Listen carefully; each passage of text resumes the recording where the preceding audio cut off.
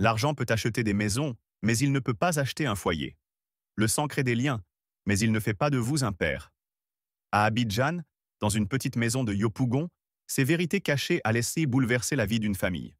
Une vérité que personne ne pouvait plus ignorer. Aminata était la fierté de son quartier. À 23 ans, elle brillait dans ses études de médecine, sacrifiant ses nuits pour poursuivre ses rêves. Son père, Kwame, modeste commerçant, se privait de tout pour payer ses études. Il travaillait dur, plus qu'il ne devait à son âge, mais il ne s'en plaignait jamais. Quant à sa mère, Mariam, elle souriait doucement en voyant les sacrifices de sa famille, mais derrière ce sourire se cachait un secret qui la rongeait depuis plus de 20 ans. Ce matin-là, sous le soleil ardent d'Abidjan, Aminata aidait sa mère à nettoyer le grenier.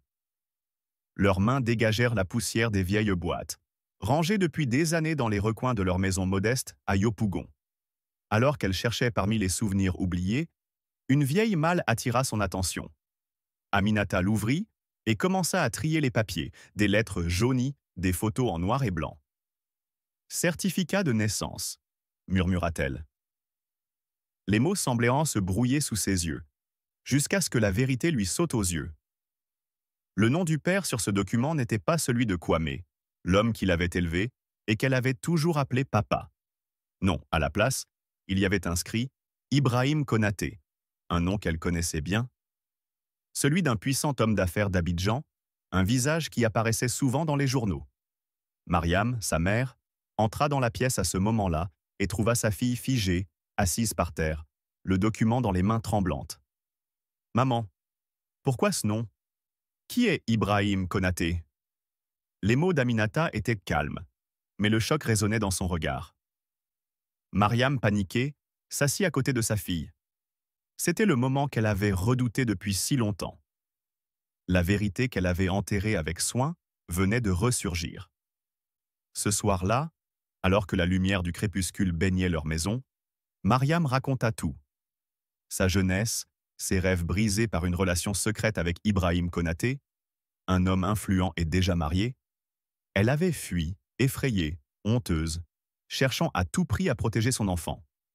Puis, elle rencontra Kwame, un homme doux, généreux, qui accepta d'aimer cet enfant comme le sien, sans poser de questions. Kwame n'avait jamais voulu connaître les détails du passé de Mariam. Il voulait juste offrir à Aminata un foyer rempli d'amour. À partir de ce moment, la vie d'Aminata changea.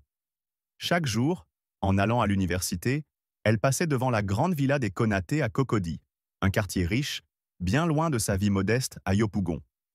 Ce nom, Konaté, était partout, sur les façades des entreprises, dans les journaux, même dans les conversations en ville. Son véritable père, l'homme dont elle ignorait jusqu'à l'existence, vivait tout près.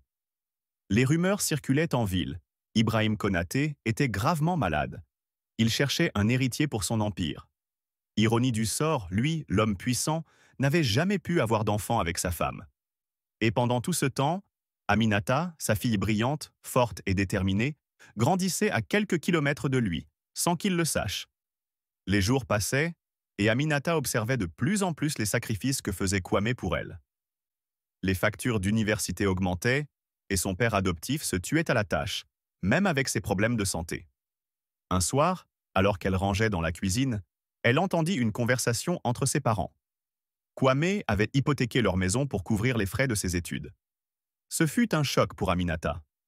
Tout ce qu'elle avait obtenu, tout ce qu'elle devait à son père adoptif, était bâti sur un sacrifice qu'elle ne pouvait plus ignorer.